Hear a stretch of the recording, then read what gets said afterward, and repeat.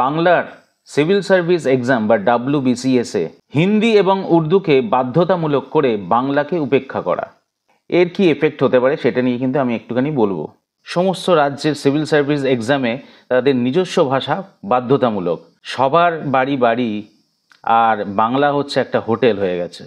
Demography এইভাবে কিন্তু change হয়ে যাচ্ছে।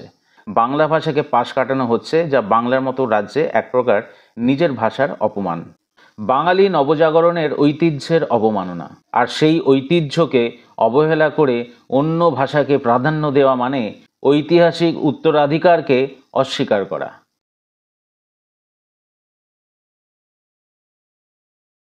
আমি একজন সিভিল সার্ভিসের ফ্যাকাল্টি মেম্বার। আমি ইংলিশ পড়াই ডাব্লিউবিসিএস এবং ইউপিএসসির। বাংলার সিভিল সার্ভিস এক্সাম বা ডাব্লিউবিসিএসে হিন্দি এবং উর্দুকে বাধ্যতামূলক করে বাংলাকে উপেক্ষা করা, এর বিরোধিতা করে আমি কয়েকটা কথা আজ বলতে চাই।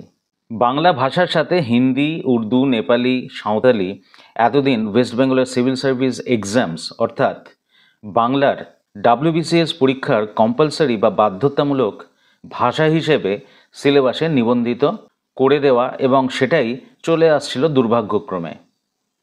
বাংলার সংস্কৃতি বা বাংলার জনগণের কার্যপ্রণালীর ক্ষেত্রে বাংলা ভাষা ছাড়া হিন্দি, উর্দু বা অন্যান্য ভাষা কখনোই মেল খায় না, এটা আমরা সকলেই জানি। আর এটাই বোধগম্য হয়।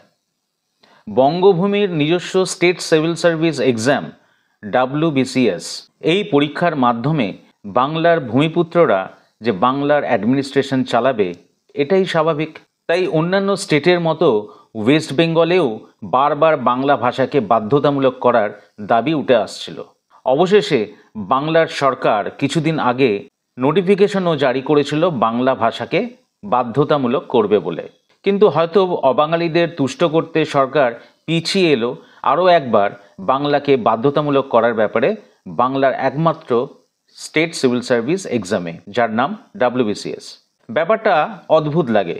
বিহার বা মধ্যপ্রদেশে তাদের হিন্দি বাধ্যতামূলক, উড়িষ্যাতে ওড়িয়া তাদের সিভিল সার্ভিসে বাধ্যতামূলক, তামিলনাড়ুতে তাদের সিভিল সার্ভিস এক্সামে তামিল বাধ্যতামূলক, মহারাষ্ট্রে তাদের সিভিল সার্ভিস এক্সামিনেশনে মারাঠি বাধ্যতামূলক।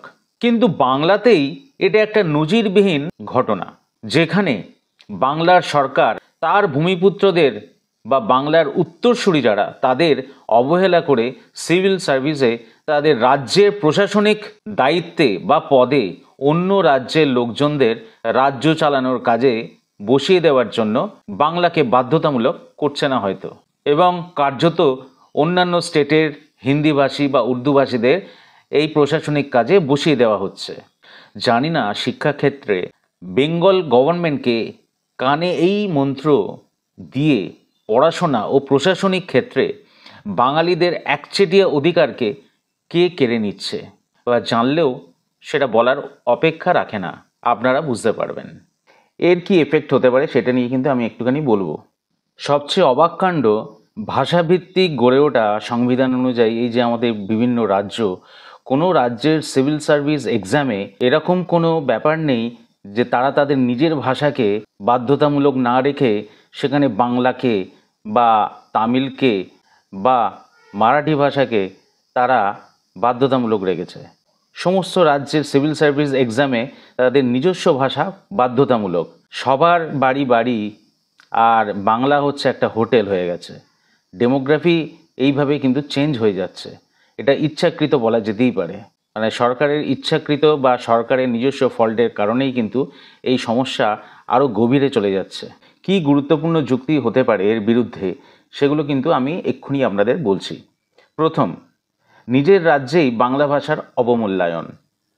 হিন্দি এবং উর্দুকে বাধ্যতামূলক করে বাংলা ভাষাকে পাশ কাটানো হচ্ছে, যা বাংলার মতো রাজ্যে এক প্রকার নিজের ভাষার অপমান। প্রশাসনিক পরীক্ষায় বাংলা ভাষার গুরুত্ব কমিয়ে দিলে ভবিষ্যৎ প্রজন্মের মধ্যে বাংলার প্রতি আগ্রহ কমতে বাধ্য। 2, সাংস্কৃতিক ও ভাষাগত অবক্ষয়ের আশঙ্কা। বাংলা ভাষার সাহিত্য, সংস্কৃতি এবং ইতিহাস অত্যন্ত গৌরবময়।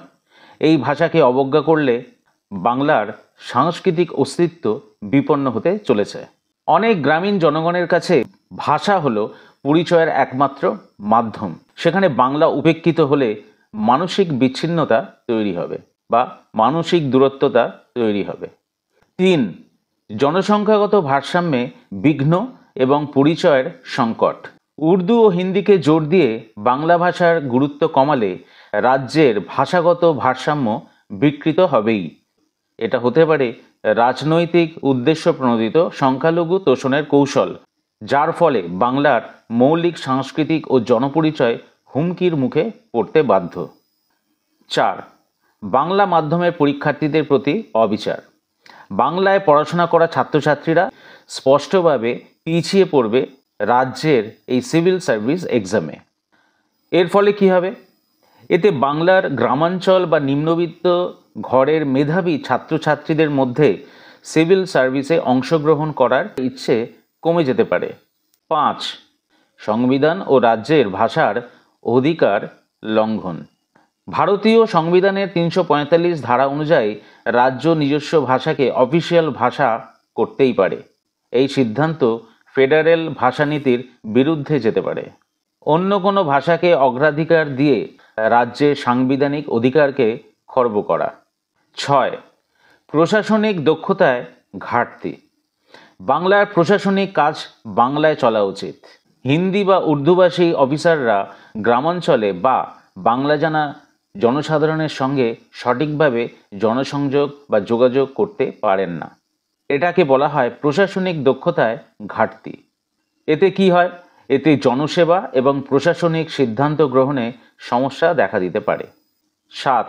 রাজনৈতিক বিতর্ক ও সামাজিক বিভাজনের সম্ভাবনা। এই সিদ্ধান্ত রাজ্যে ভাষাভিত্তিক বিভাজন তৈরি করবে। তামিলনাড়ুর মতো অন্যান্য রাজ্যেও বা কর্ণাটকের মতো রাজ্যেও ভাষা নিয়ে আন্দোলন হয়েছে। বাংলায়ও এই সিদ্ধান্ত প্রতিবাদ, আন্দোলন এবং রাজনৈতিক অস্থিরতার কারণ হতে পারে। 8. বাঙালি নবজাগরণের ঐতিহ্যের অবমাননা। বাঙালি নবজাগরণের ঐতিহ্যের অবমাননা। বাংলা ভাষা শুধু ভাষা নয়, এটি বাঙালি নবজাগরণ, বিশেষ করে স্বাধীনতা আন্দোলন এবং আধুনিক শিক্ষার মূল ভিত্তি। কাদের কাছে? সারা দেশের কাছে, কিংবা অবশ্যই বাঙালি জাতির কাছে।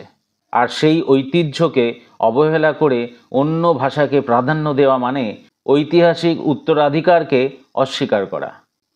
এই ভূমির ভাষাকে অবহেলা করার মানে রাজ্যের জনতত্ত্ব বা ডেমোগ্রাফিকে একদম শেষ করে দেওয়া। আমার পরামর্শ, যদি সরকারের উদ্দেশ্য ভাষাগত অন্তর্ভুক্তিকরণ হয়, তবে বাংলা ভাষাকে বাধ্যতামূলক রেখে হিন্দি, উর্দু, নেপালি বা সাঁওতালি ইত্যাদি ভাষাকে ঐচ্ছিক করাই যেতে পারে। এতে করে রাজ্যের পরিচয়, রাজ্যের বৈচিত্র্য দুটোই রক্ষা পাবে। একজন সিভিল সার্ভিসের ফ্যাকাল্টি হিসেবে আমার এইটুকুই বলা ছিল। বাকি কথা একজন বাঙালি হিসেবে আপনারা বুঝে নেবেন।